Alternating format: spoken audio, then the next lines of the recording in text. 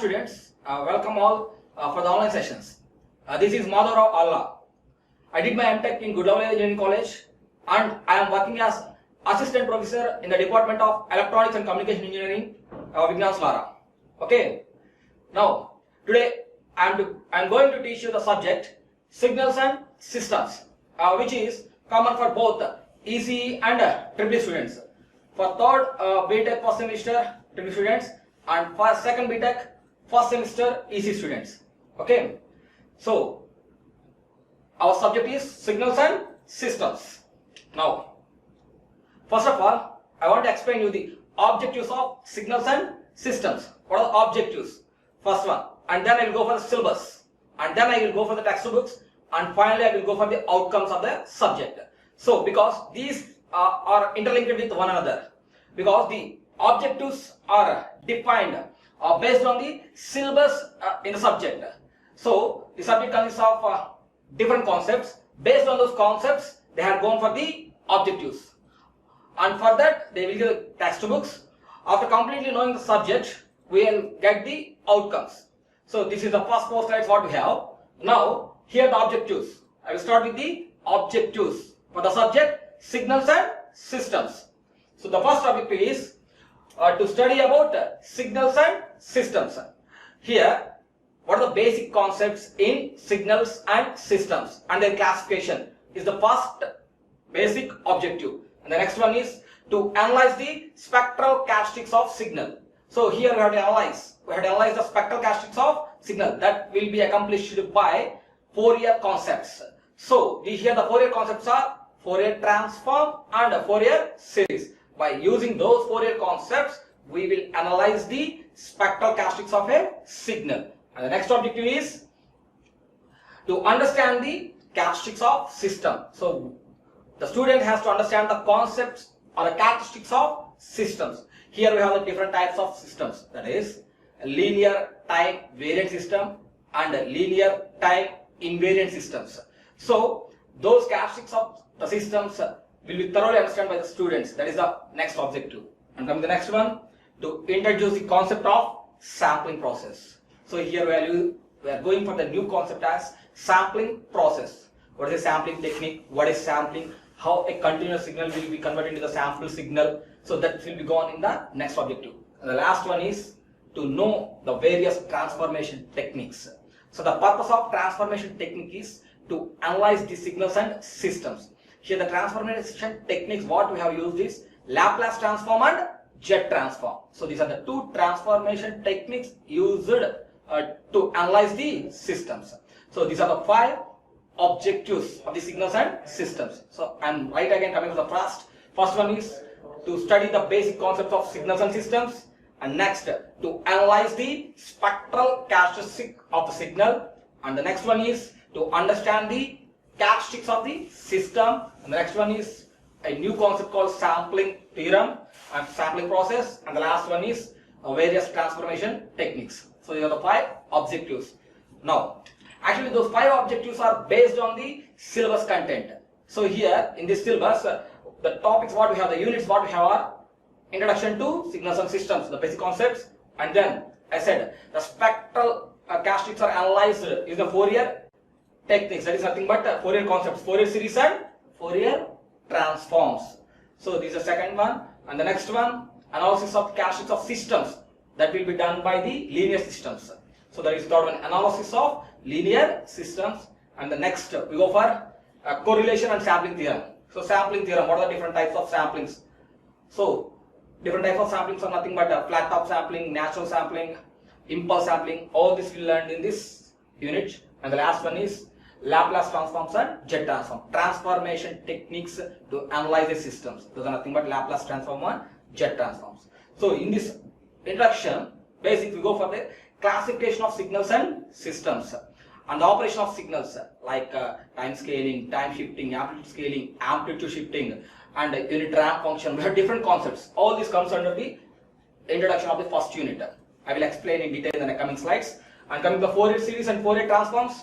So we have to go for the spectral analysis of the signals, that will be done by Fourier concepts.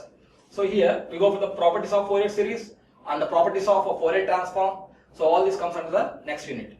And coming to the analysis of linear systems. So here we have the linear time variant system and linear time invariant systems along with the convolution concepts also. And the next one, correlation and sampling process or sampling theorem.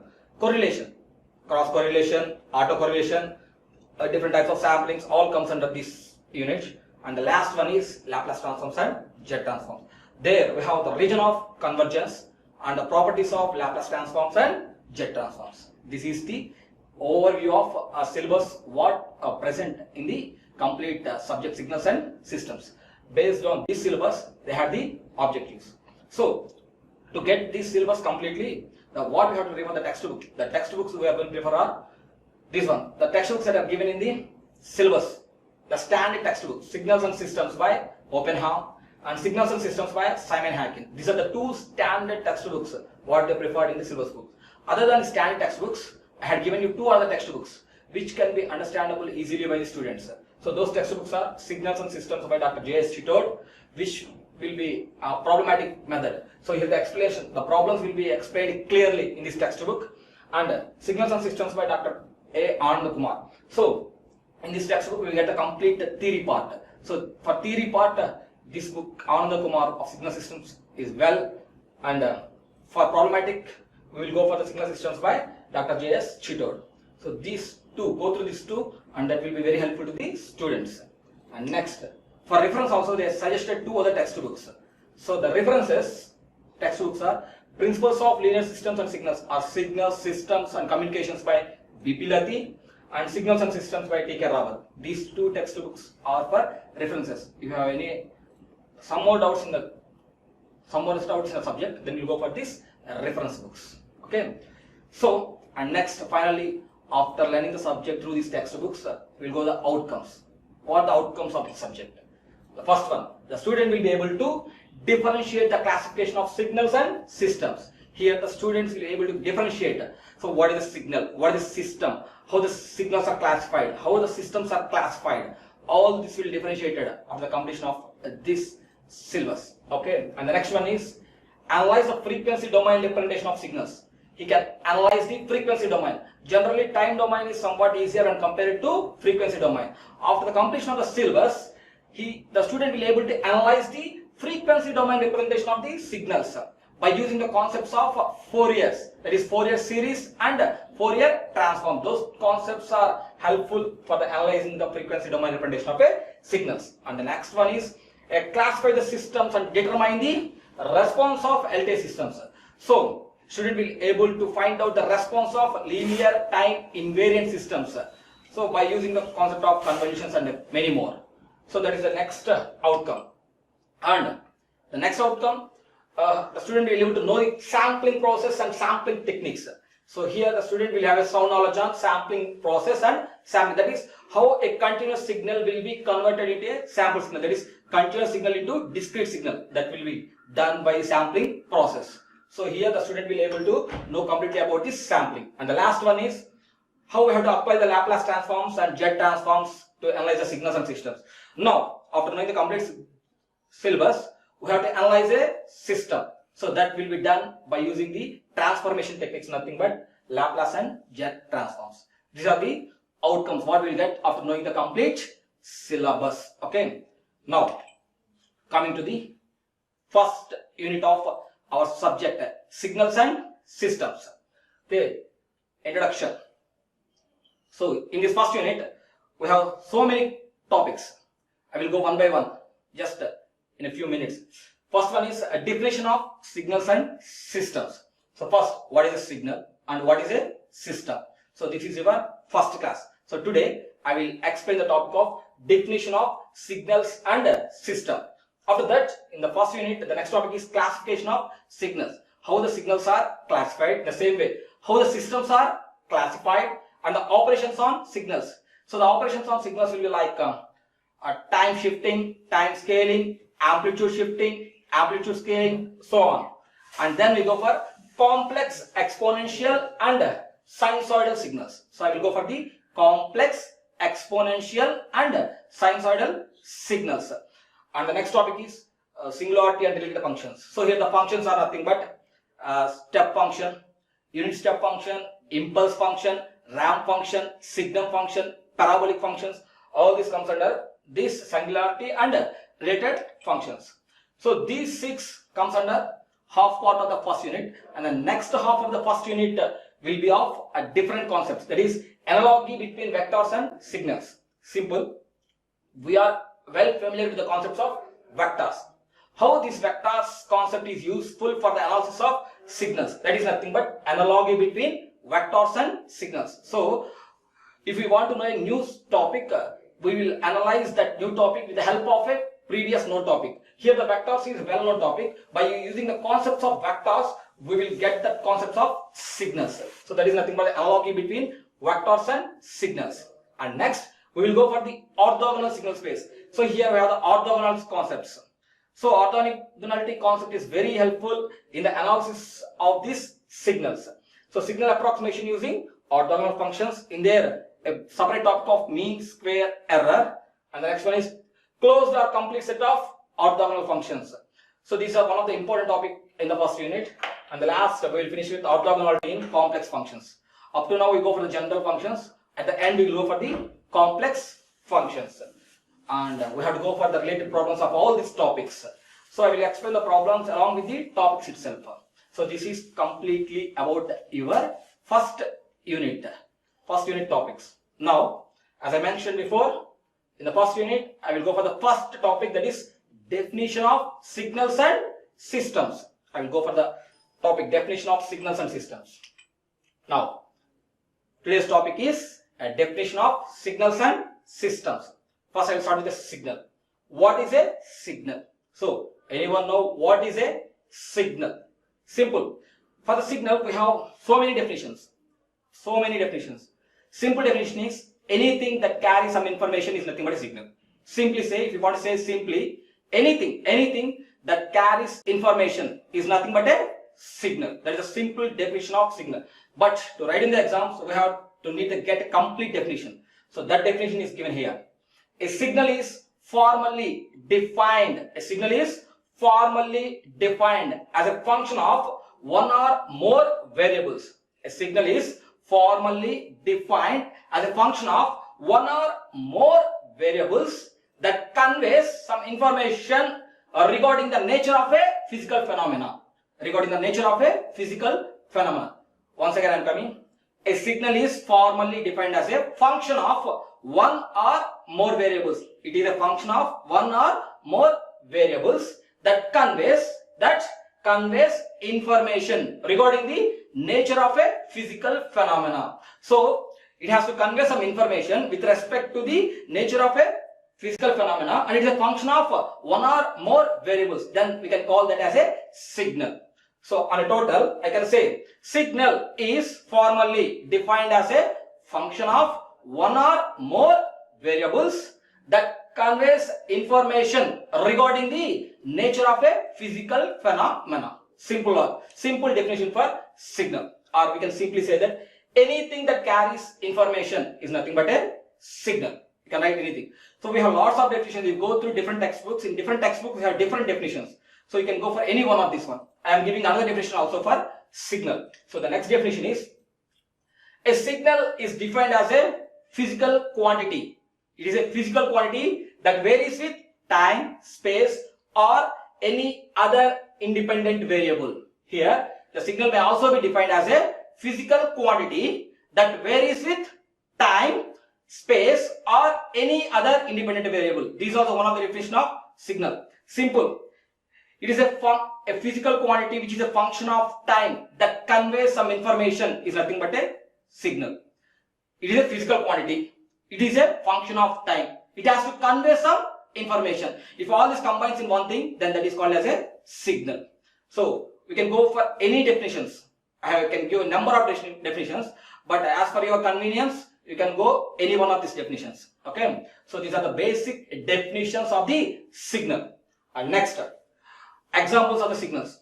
So signal, we have lots of examples. So general example, picture. Let's take an image, picture of a person.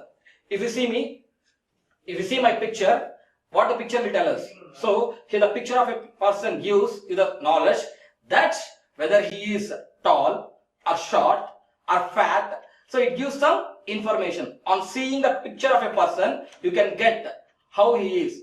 His appearance will give some information that whether he is tall or short or fat, whatever the information. So it is giving some information. So simply the example is picture of a person.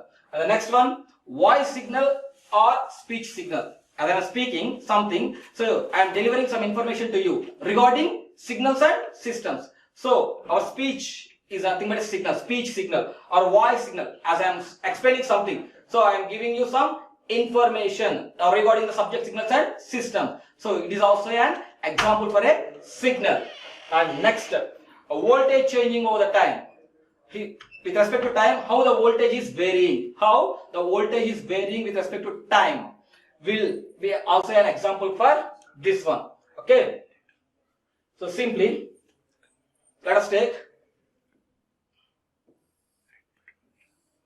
So I am considering time on x-axis and taking voltage or amplitude of the voltage on y-axis. So I am considering a signal. Okay. So this is the signal example, graphical representation of the example of a signal. Here I am considering amplitude and here I am considering time. So here the amplitude of the voltage is changing with respect to time. So this is an example of signal. So here we have two variables. One is independent variable and another one is dependent variable. So in this graph, independent variable is the time. Time is the independent variable. So time is nothing but the independent variable and the dependent variable is amplitude. That is the voltage will change with respect to time. At time 5 seconds the voltage is 5 volts. At time 10 seconds the voltage is 0. Another one at time 20 seconds the voltage is 2.5. So here the voltage is varying with respect to time. So here the amplitude is the dependent variable. That is the voltage is dependent on the time. So the amplitude of the voltage is the dependent variable and the independent variable is time. Notice here important one, noise. Generally noise is also a signal, but the information in the noise is unwanted. Hence it is undesirable. In general, noise can also be taken as a signal, but the information what the noise consists is unwanted. We don't need that signal. Hence, it is an undesirable signal. So, we don't consider this noise. Okay. So, this is the first. What is a signal along with the examples of the signals. So, I had given 3 definitions for signals and 3 examples along the graphical representation. I know we have a complete knowledge on signals. Next thing. So, a signal can be represented as a function. A signal can be represented as a function x of t. Here in the previous diagram I said amplitude of the voltage. If you consider that as x of t function, same. Go for that one.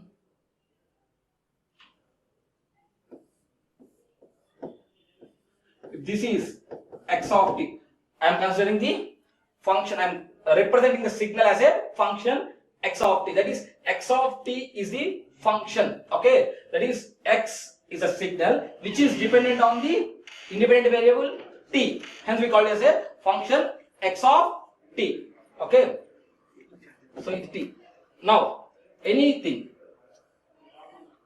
here the function x of t is dependent on the variable independent variable time t. Okay, so this one. So a signal can be represented as a function x of t, where we can consider that x of t as a signal in which that x of t is dependent on the independent variable time t. That will be shown is as the time is varying, the function x of t also changing. So this is the representation of a signal. So we can represent the signal as x of t. Okay, now this signal may depend on one or more independent variables. Up to now, I discussed that signal is dependent on only one independent variable. But a signal may depend on one or more independent variables. Based on the dependence of the independent variable, we can consider the signal as one-dimensional signal, two-dimensional signal, multi-dimensional signals. One-dimensional signal, two-dimensional signal, and multi-dimensional signal. Simple logic. So, if a signal depends on only one independent variable, if a signal depends on only one independent variable like this, here the signal x of t is dependent on only one variable, that is time t, then that may be called as one-dimensional signal. If, let us say example,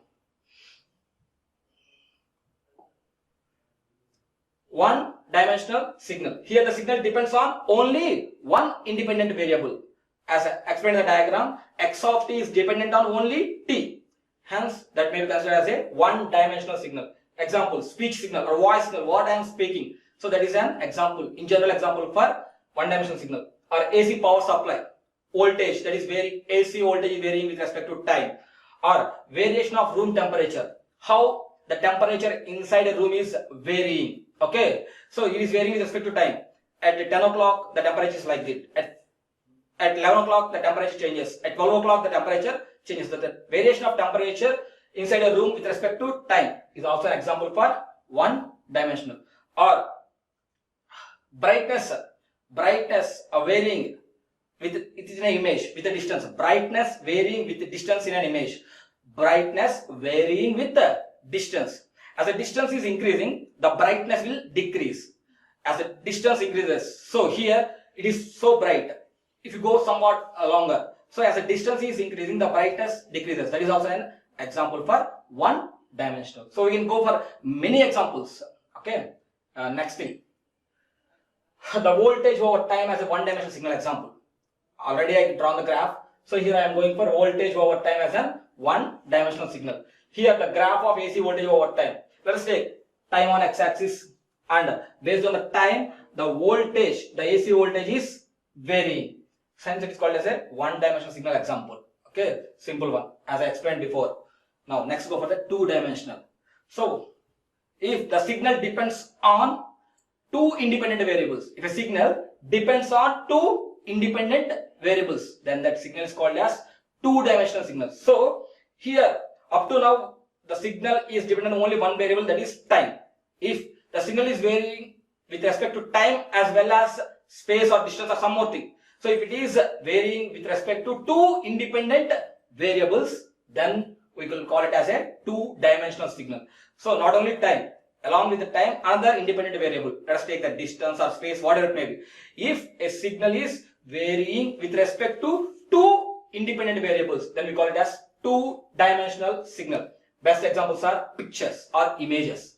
Images. In image, if we want to represent a point, we need x coordinate and y coordinate. So x and y, these two coordinates only give the perfect point in a picture. So it is dependent on two coordinates, two independent x and y, two independent variables. Hence, this will be the best example for two-dimensional signal. Or X-ray images. So if we go for the X-ray images, to represent a point, we need the coordinates of both x and y.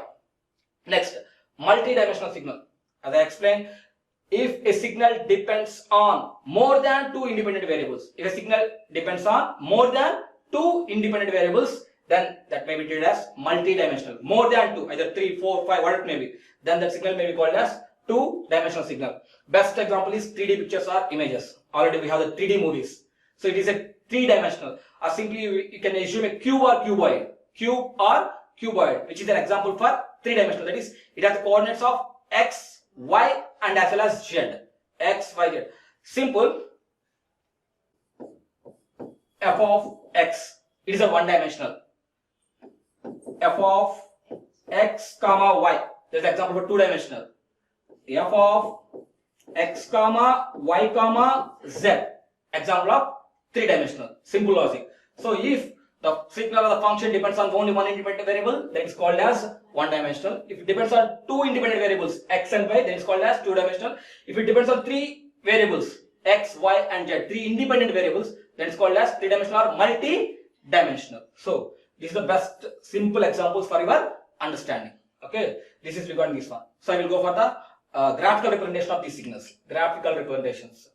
So to go for that one, a picture as a continuous two-dimensional signal. See the picture. It's a black and white picture. So two-dimensional. x, y, only two-dimensional. So this signal is a function of x and y coordinates, where x and y are independent variables. So this is an example for two-dimensional. Okay. Now we go for the three-dimensional. So moving picture is an example of continuous three-dimensional signal. See this picture. Actually, it is a cuboid. Let us see this one. See this one.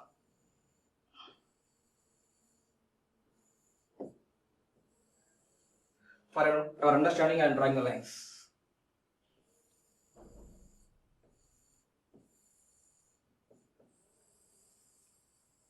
Yeah. So it's a picture of cuboid, three-dimensional. So this is an example, okay, for three-dimensional. So it is the coordinates x, y, and t or z, x, y, and z. So it is depend on three independent coordinates. Hence, it is an example for three-dimensional signal. Okay.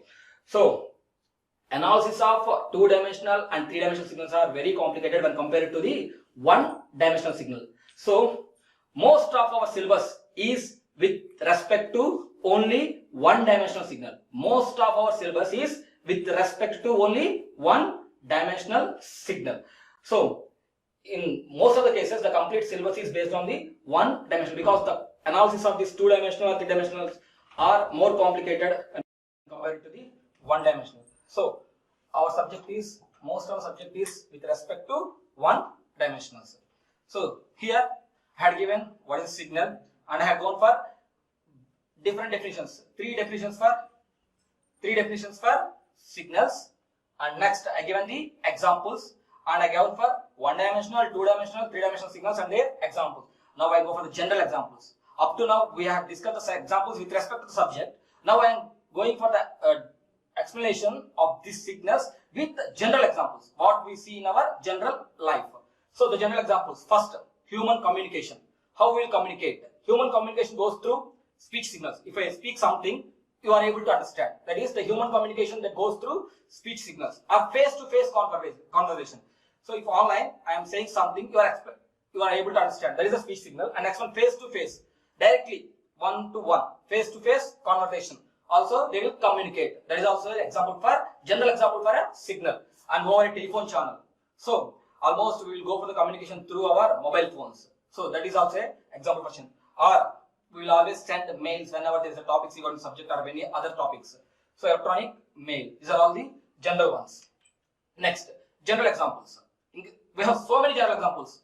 We go for the blood pressure, heartbeat, or ECG, cardiograms, or weather forecast.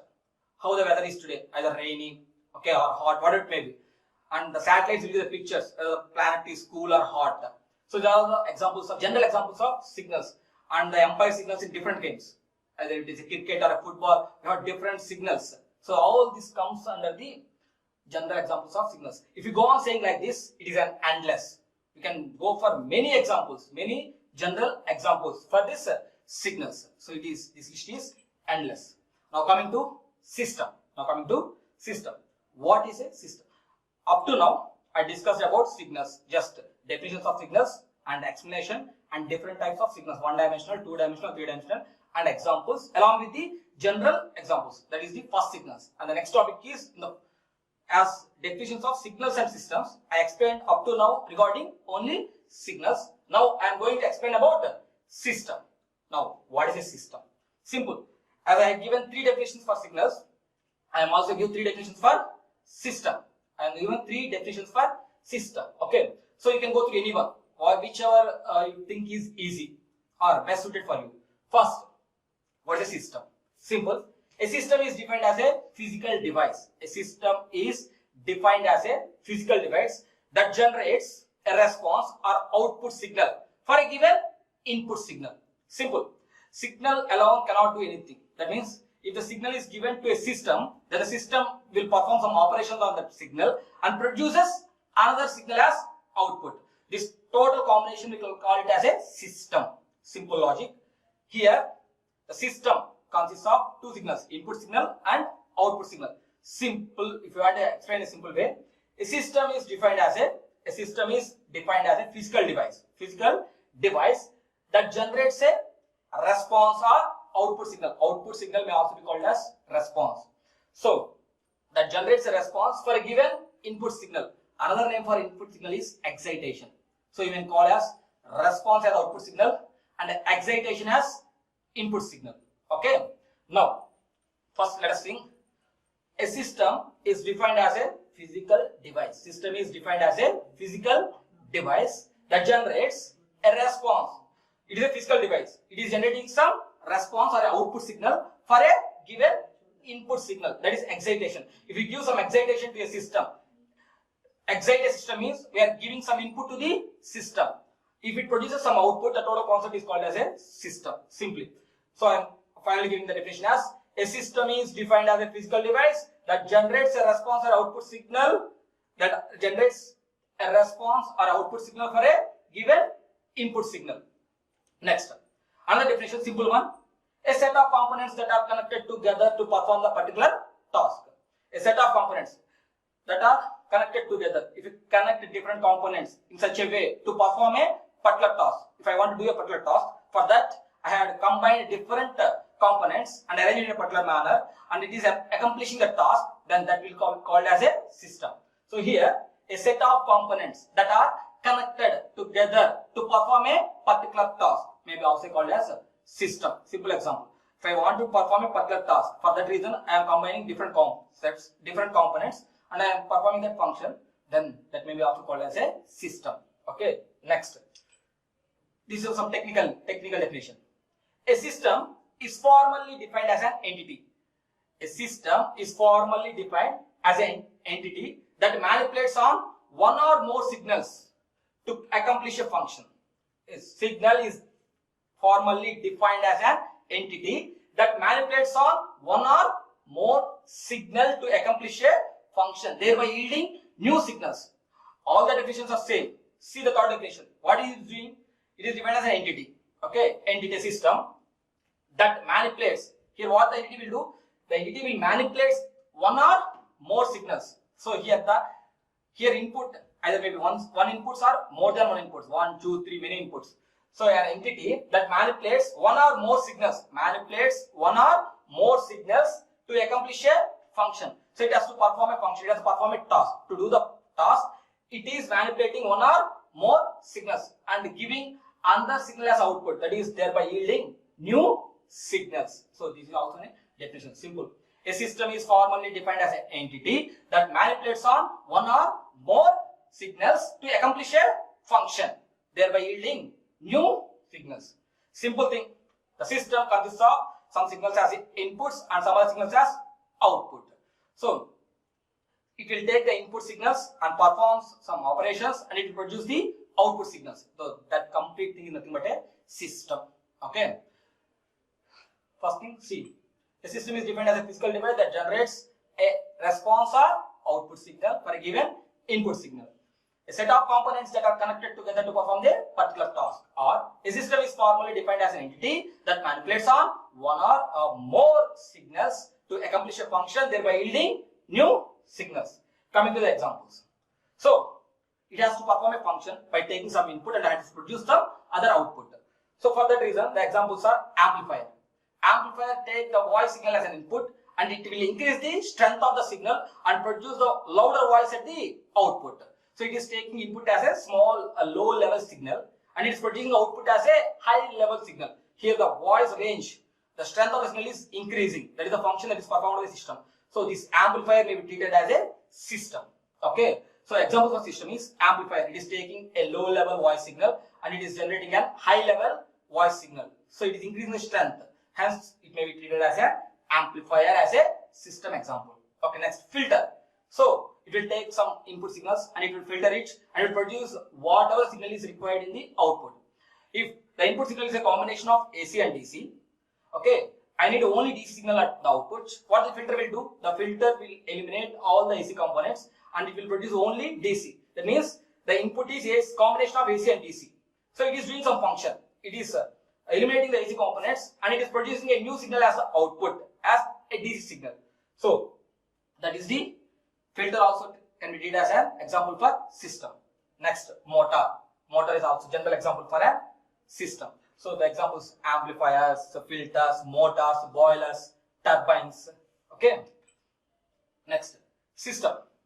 Already explained many times. Simple. System accepts a signal as input and produces another signal as output. Here the system accepts a signal as input and produces another signal as output. So it will take the signal as input and it produces another signal as output. See the diagram. Here the system, it will take the input as an input signal. Input signal is also called as excitation and it produces another signal as output signal. So the output signal is also called as response. Simple. Input may be also termed as excitation. Output may also be termed as response.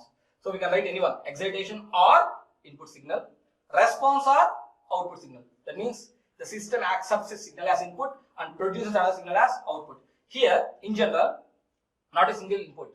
You can take one or more signals as input signals and it will generate one or more signals as output signals. So one or more signals. System, output signals, input signals, output signals. This is also a system. Okay, system. So here the input we have one or more signals as input signals and one or more signals as output signals. Simple one. Okay. Now I will go for the communication system as a system example. For your better understanding, I have taken a communication system as a system example. See this one. Here the input signal is information signal and the output signal is also an information signal along with some noise. Here we have three different shades: transmitter, channel and receiver. Each one, this transmitter is also a system, channel is also a system, receiver is a combined, it's called as a communication system. So it has information signals plus noise signals. So information signals at the input and inside this it is adding some noise signal. Now I am speaking something, I have to give some information to you. So along with my voice, inside the air there is some noise. So our voice signal is mixed with the noise signal. So that is communicated through the air. Okay. So this is the just explanation of this diagram. Information signal, noise signal. So this is an example of system that consists of interconnection of smaller systems. Interconnection of smaller systems. So the smaller system, transmitter is a smaller system, channel. So this has the information signal as input and it is transmitting and producing another signal. It is a system. It is a smaller system. It is a small system. All these smaller systems are interconnected and producing a final communication signal. So the output is a information signal along with some noise. So we have to place a filter there, a system, so that will eliminate the noise and give the perfect information to the output. Okay. System, general example. Up to now I discussed the examples with respect to the subject. Now I am going for the examples, general examples in our daily life. So general example is for a car moving on highway. For a car moving on a highway. On a highway where a car is moving, everything like that. The pressure on the accelerator. The pressure on the accelerator. So the leg pressure on the accelerator you consider as the input signal.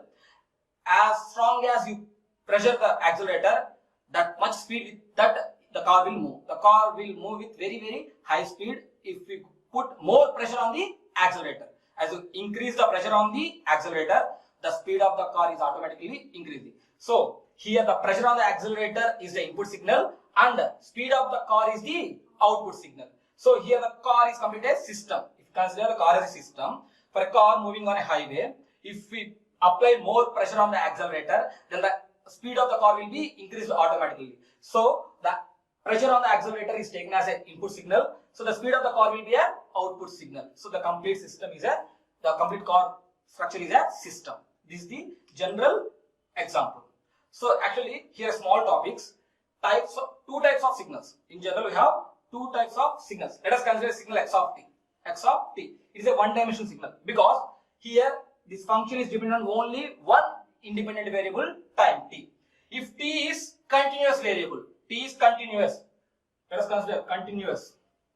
If t is continuous variable, then x of t is continuous time signal. Okay. If t is discrete variable,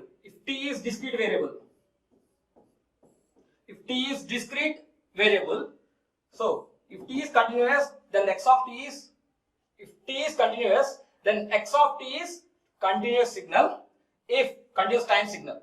If t is discrete variable like this, then x of t may be called as discrete time signal. Okay, but in general, this discrete time signal is identified as a sequence of numbers. Hence, we denote that discrete time signal as x of n, not x of t. Simple difference.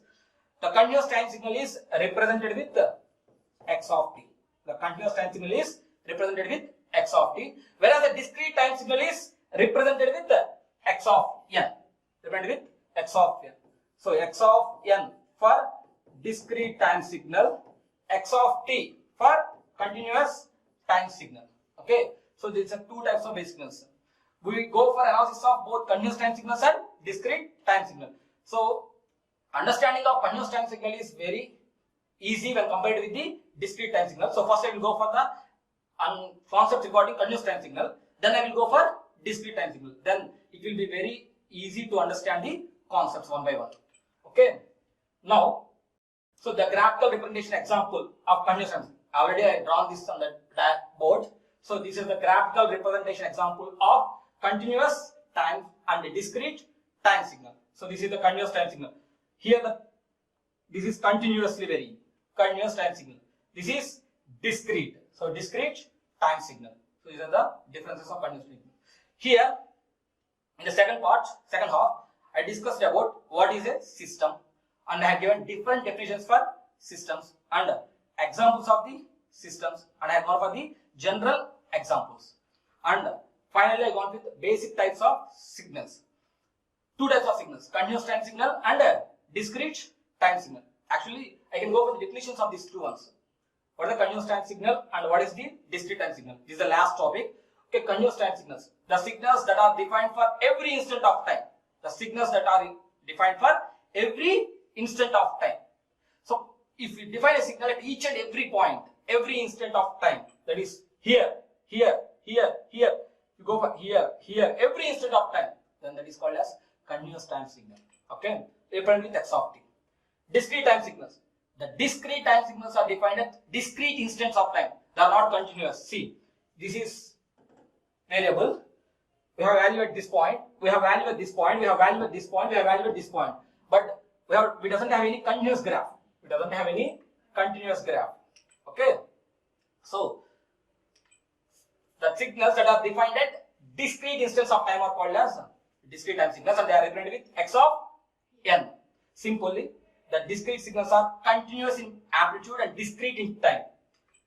These are continuous in amplitude but discrete in time. -3, there is no value for -3.5, -2.5, -1 or 1.5 or 1.2. So they are discrete in time and continuous in amplitude. And the last one is digital signal. Simple logic. For discrete signal, almost the discrete signals and digital signals are same. The simple difference is the discrete signals are continuous in amplitude and discrete in time, whereas digital signals are discrete in time and discrete in and quantized in amplitude. The signals that are discrete in time and quantized in amplitude. Simple. See, this is digital signal. The amplitude is continuous. Amplitude is continuous. If we quantize that amplitude, like this, quantize that amplitude with some particular levels, then we get the digital signal. I will go for an example like this. See, digital signal. Okay, so let us take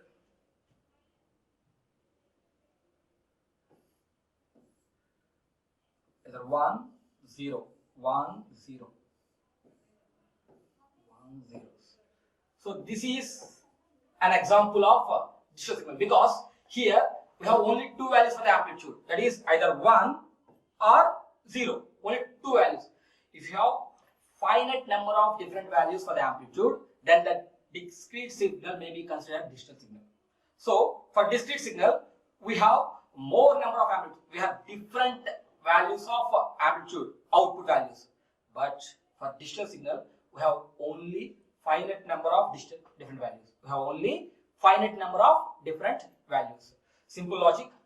Discrete signals are continuous in amplitude, whereas digital signals are quantized in amplitude. That is, in amplitude, we have only finite number of values. we don't have large number of values. Whereas in discrete we have an infinite number of values, 1, 2, 3, 4 and so on. But for a digital signal, we have only finite number of values. Finite number of values. If you have the finite number of different values, then that is called as digital signal. Okay. So the signals are discrete in time and quantized in amplitude. Okay. A digital signal x of n is a discrete time signal. A digital signal x of n is a discrete time signal that can have only a finite number of different values. A digital signal x of n is a discrete time signal that is having only finite number of different values.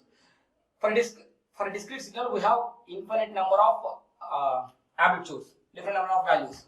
If that is reduced to a finite number, then we treat that as a digital signal. Example, best example is binary signal x of n. So for binary, we have only two values, either 0 or 1. We have only two different values. Hence, it is called as a digital signal. So the binary signal x of n will be equal to 0 or 1, as I shown in the graph. As I shown in the graph, it is 1 or 0. 1 or 0. So, it is an example for digital signal. So, binary signal is an example for digital signal. Here, n is an integer. N is an integer. 0, 1, 2, 3, and so on. N values go for integer. So, discrete in time. So, digital signals are also discrete in time and quantized in amplitude. So, this is regarding continuous time signal, discrete time signal, and digital signal. Okay. In the next class, I will go for the classification of signals. In the classification of signal, the first classification is continuous time signal and discrete time signal. So that I will explain in the next class. So I will give the summary of what up to now what I had discussed. I will give the brief summary right from the start. So the first one. I discussed what is a signal and what is a signal. What is a signal? And I gone for the three different definitions for the signal. And I gone for the examples for these signals. Okay. Next, one-dimensional signal,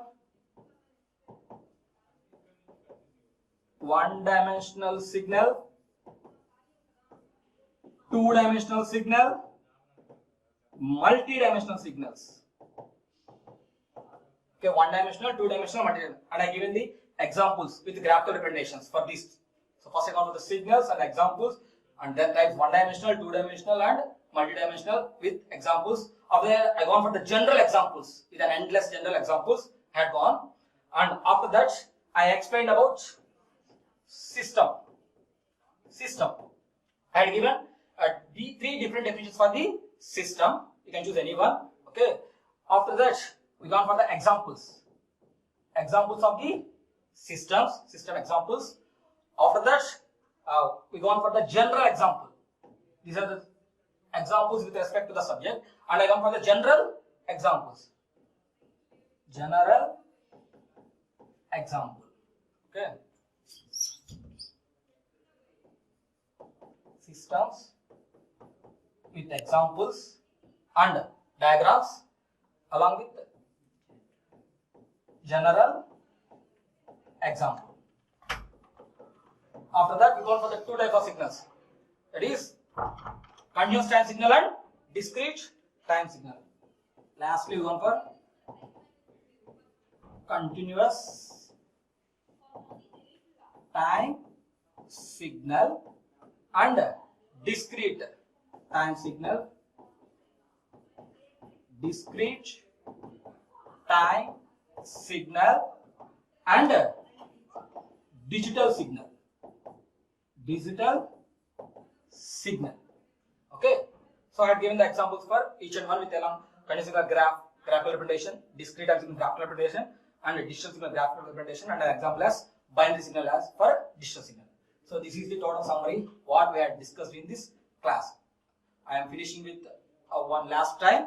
That is, first thing, I started with what is a signal, and I given three different definitions for the signal, and I given the examples for the signals. After that, I gone for the type of signals: one-dimensional signal, two-dimensional signal, and three-dimensional signals.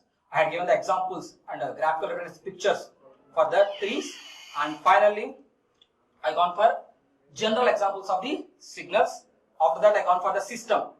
What are the different types of systems, and I have given definitions of the system. 3 different definitions for systems along with the examples. After that we gone for the general example of the system, and finally I gone for the how we can represent a signal and what are the types of signals based on the variable inside it.